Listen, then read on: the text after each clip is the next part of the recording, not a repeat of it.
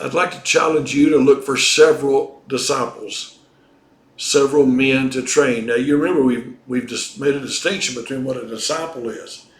I mean, Jesus' disciples were obviously, the apostles, they were obviously much more than basically trained Christians. They've been through much more than just the original basic doctrine lessons. They'd learned much more than just about how to pray and how to go to church. Sometimes a missionary is planning on leaving a guy in charge of his church.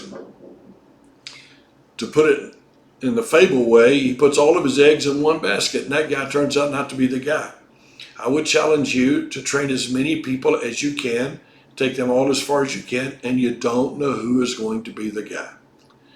Now, I'd just like to remind you, Jesus had 12 and one was a devil. You're going to have 12, just making up the number, and 11 of them may be devils. And you'll only get one. You don't know. We're certainly not going to do as well as Jesus did.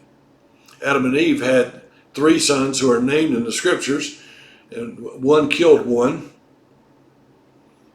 Cain, Abel, and Seth, right? And so begin working with as many as you can. Train them all to be able to run the Sunday school, to be able to run the nursery, to be able to do the offering, to be able to count the money.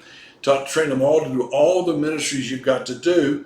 And as you go along, let the Lord point out who he's making to be the one that will take over the work that you have for him. So you're training as many as you can. You're looking for a lot of people to train. Jesus' only hope for world evangelism was the training of 12 men. He didn't have a backup plan. He didn't have another way he would go about it. It wasn't like, if these guys fail, I got 12 more coming up. That wasn't the plan. He picked some men, he trained those men, and he depended on those men. So you must work at choosing men that can go into the ministry, and you take them as far as you can. But I'd like to suggest to you that you don't get 1, get 3, get 4, get 5, get as many as you can. Pick up new ones all along the way. As soon as you got 1 guy you're training or 2 guys you're training, someone else is going to want to come in. Don't say, no, you can work in the next church. Bring them in and start training them. You don't know who's going to be the leader. You don't know. I would have put Peter as the leader of the church in Jerusalem, but it turns out James was. You know, I mean, you don't know what God has in mind for people to do. And so I would just challenge you to be careful to train everybody as far as they can, but get a bunch of people to train. Get every young person you can, and your whole week ought to be consumed with training men.